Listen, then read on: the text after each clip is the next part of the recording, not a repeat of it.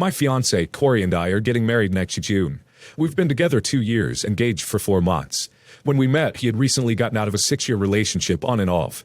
They were living together and also engaged. During one of their off times, his ex got pregnant by someone else. They called off the engagement and he moved out. They broke up for a while after that. Eventually, they got back together, but they still called off the wedding and he never moved back in. He would help out with her daughter, Nia, but Nia's father is fairly active in her life and Corey never thought he was the actual father. Corey does not keep in contact with Nia or her mother. In fact, I have only ever met the ex twice. I am familiar with Nia only because my son attends the same school as her. Nia was only 2 when Corey and her mom split. She knows Corey, but doesn't have a strong relationship with him. From what Corey has told me, he really only bonded with Nia when he would go to visit his ex. He did not support or provide for them. So imagine my surprise when he told me last week he wanted Nia to be our flower girl. Conversation went something like this. Me. I hope Destiny, my niece, comes out of her shell a bit before the wedding. She would be the cutest flower girl. Corey. I thought Nia could be the flower girl. Me. Your ex's daughter? Why would she be in our wedding? Corey. She has been a part of my life. It's my wedding too. Me. I think that's weird. You didn't take care of her and you're not related. You have so many family members that could be a part of our wedding. We didn't even discuss inviting them. Corey. I think it's a kind gesture. I used to be engaged to ex. I have no ill feelings towards her or Nia. We have no reason to exclude them. We went on and on about this. He has been in my niece's life since she was born, and she is literally a part of our family. He also has 2 nieces that he didn't suggest to be a part of the ceremony. I have no problem with Nia. She is a beautiful little girl. I even told him we could invite them since he felt so strongly, but he really wants her to be the flower girl. I even thought for a minute that she may actually be his child, and that's why he was so upset. But Nia is her father's twin. I also thought maybe he was just being left out of the planning, so I made sure never to make decisions without him, and to have him do some planning as well. However, he was not interested in doing any of the actual legwork. I am totally blindsided by this. I honestly have been weirded out by the whole thing. Even if we had more than one flower girl, it would still be strange to have my husband's ex-girlfriend's daughter in our wedding. I don't want to look back on pictures and be reminded of his past relationship. Am I being insensitive? Am I minimizing the role he played in Nia's life? Edit. Corey loves children. He loves my son and has a good relationship with him. I've considered that he may be jealous of my son's relationship with his dad, and that's maybe why he wants Nia in the wedding. My son's dad takes him to school daily and makes his lunch. He moved closer to me when I moved last year, so he can continue to be actively involved. And his family is also very much a part of our son's life. Nia's dad lives out of state. I don't know exactly what the relationship is like, but I know he has other children that he lives with. Corey is still in love with his ex, and including Nia in his wedding is a way for him to make his ex feel like a part of this momentous occasion. Right? Asking your ex-fiancé to borrow their kids so you can use them to marry your new replacement fiancé is not kind at all.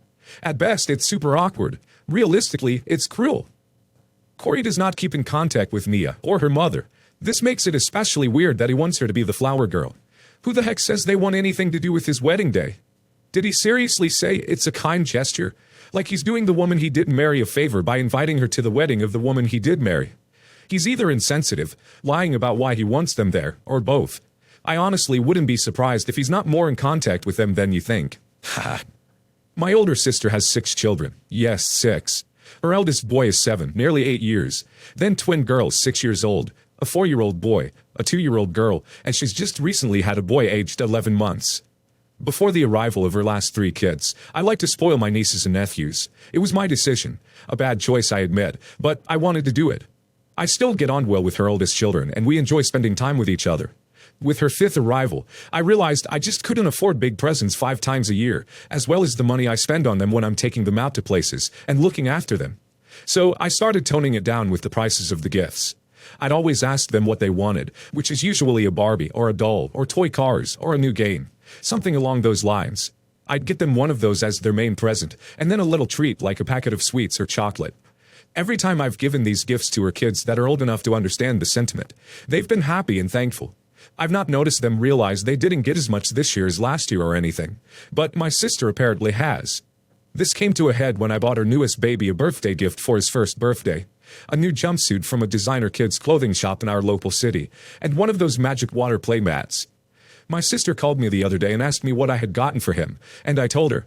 She then looked at me a little surprised and said, "Oh, is that all?" I said, well, yes. Does he need anything else? She said no, but that I had stopped getting her kids such nice gifts, and she wondered why. I told her I could afford it a few years ago, but now it just isn't practical for me to keep spending nearly £60 on a gift for each child, now that she has 6, and that they seemed happy with their gifts anyway. She took huge offense to this, telling me it was rude of me to insinuate she had too many children. Everyone picks on her for it apparently. And I should have plenty of money because I have a job and I get benefits, and importantly, don't have kids. We have a brother, 30 male, who has an 8-year-old daughter, and I asked her if she was like this with him. But she said no because he has his own kid to spend money on. I don't think that she realizes that I'm not living in the lap of luxury, and I really don't think spending so much money on kids' birthday presents is feasible at all. I live in a flat near the city with a housemate. I own my own car because I have fibromyalgia. It limits my energy levels severely. I work a seasonal job, 2 or sometimes 3 days a week, which works out with my capacity. Without my car, I wouldn't be able to get around, or my seasonal job, and I have a lot of prescription medications. However, all my problems are null and void because apparently, people without kids with jobs, no matter how little they pay, are always rolling in money and don't have any responsibilities according to her. I can't get through to her that I really don't think her kids care that I'm not dropping loads of money on their gifts anymore. She's never complained to me that they're unhappy or anything like that before the other day. I still visit them and look after them and take them out places fairly regularly. She's actually started telling my mom and dad that I don't care about my nieces and nephews anymore. They are reluctant to believe her and understand my point of view, but they just can't get through to her either. Her husband and I don't really talk too often, but when I was last over, she was acting really weird with me. He asked what it was about, and I told him. He was confused and said he hadn't heard anything about it, and basically that I had nothing to worry about since the kids were fine. I just don't know what to do before my nephew's birthday at the end of May. I don't want to stoop to the level of going out and getting him another gift to appease her, because I need to save as much as possible this month, since work has been slow. Any help would be greatly appreciated. Buy gifts within your budget. Your sister is lashing out because she doesn't feel confident in her choices, and you are an easy punching bag. Your gift budget isn't the actual thing bothering her. Going forward, you should cut off conversations about money and gift expenses with her. She is rude when she pushes in those areas. It is fine to stonewall or push back. She sounds really materialistic and entitled. An aunt who spends time with her nieces and nephews is far more valuable than getting expensive gifts. You already tried to reason with her, but that apparently did not work out. So ignore her comments and talk with your parents, because they're more likely to understand. You don't have kids and she does. It sounds like your sister is touchy about the number of kids she has, and has decided to interpret your budget limitations as a personal insult on her family choices. Because she will likely not respect you because you're not a parent, or therefore must be rolling in money. A good way to shut this down might be to not discuss your budget with her, but comment on her impolite behavior. If she makes a comment, say, "Wow, what a rude thing to say. I'm really embarrassed for you." I'll preface this by being honest about the fact I've never really liked my sister-in-law. Despite being younger than me, my sister-in-law, wife of my twin brother, has been nothing but condescending to me. But my family was all too scared of saying anything to her that they just let her be hurtful. She criticizes me for being behind in life compared to her because I'm not married like her. She treats me like I'm ducking stupid, and my family tells me to just take it. There are times she has been only wrong, and I've corrected her, and I've been made out to be the witch. It's gotten worse because now she is the golden princess for giving my parents their desperately wanted grandkids, and I'm just chopped ducking liver. I'm over it. I'm sick of keeping the peace. I'm sick of being walked all over by this woman who everyone else thinks is an angel. A few instances since I've known her that pissed me off. I had a spare NHL playoffs ticket this year that came about after a friendship ended, and the person never gave me back my money. I told my parents I was going to sell it because Habs tickets are incredibly expensive, rare, and I could recoup my money. I can think of at least 5 people off the top of my head who'd have jumped at the chance to buy the ticket at the price I paid for it. My mother offered it to my sister-in-law, who is also a Habs fan. She never paid me, and when I asked about it, both my mother and her were like, "Oh, but I have 2 babies, money is tight." I guess my money doesn't matter. I'm a student, not exactly rolling in money. I can't exactly be affording to gift her Habs tickets. If I was giving it away, I'd have rathered it gone with a friend, like treating my friend from South Africa who was on exchange to a really great Canadian experience. I told my mother I was going to sell it anyway, and my mother said not to cause crap, and she'd already told everyone she was going. I'm sick of being expected to buy expensive presents for my nieces, only to be barely acknowledged by them in return at present time. Yeah, I know that sounds selfish, but I don't see why I should be pressured to give generous gifts to all of them, only to be given a card and a cheap box of chocolates in return from the whole family. In October, I was expected to give them over $150 worth of stuff each. They forgot my birthday in November. My parents were like, "Oh well, the childless always get shafted. Just the way it is. Sorry, but I think it's unfair. I don't want to punish my nieces, but why do I have to throw money at them to receive little in return? It feels unfair. I'm not saying they have to match me dollar for dollar, but I'm basically spending $200 plus on them at Christmas to get a cheap $10 box of crap chocolate in return. Purposefully put me in a very unflattering bridesmaid dress, hair, because V is prettier and skinnier than me, so I need to make her look bad so she doesn't steal the pets. I was so humiliated by it, and had to pay $400 for the ugly dress. Felt I couldn't say no because of my brother. My sister-in-law picked out the same name for one of my nieces that is my cat's name, and asked my mother if I could change my cat's name, so my niece could be the only name in the family. My mother told her I'd do this without asking me, and when I said I am not doing that, I was made out to be evil. Now, all anyone says is, "Isn't that your cat's name?" And I say yes, and they're like, "She didn't care." No, she never has. The thing is that I don't care if she used the cat's name. I care that she expected me to change my pet's name to suit her. No, the cat was here first. The other niece's name is my name with only a slight variation. Not the real names, but, for example, if I am Amelia, my niece is Amalia.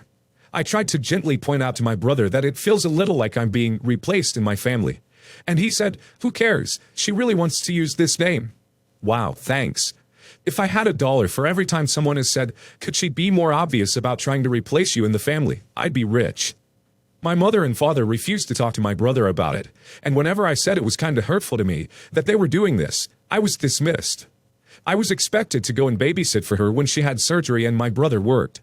I live in the Plateau, they live in Laval.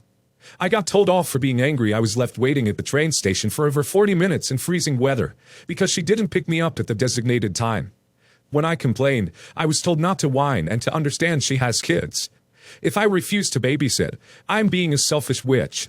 She does nothing but make fun of my interests. Newsflash, I don't care if you think Taylor Swift sucks, and that learning Polish is a waste of time. Our maternal grandparents are from Poland. I'm taking lessons because I want to be able to transcribe old diaries of my great-grandparents and grandparents from the war, etc. Just stop mocking me for what I like, especially when I'll be treated like crap if I mock you because you're obsessed with ducking Kendall Jenner. Yes, I'm 24 and still a student. You don't need to call me childish for trying to better my life. I'm always expected to sleep in the freezing cold basement when we visit our parents' house for holidays, so the twins can have their own room. How is that ducking fair? Put them in fold-out cots in with you. She is always wasting money on clothes and manicures, and then hitting my parents up for money and they let her. That really annoys me. The worst part is my own twin brother doesn't care how she treats me.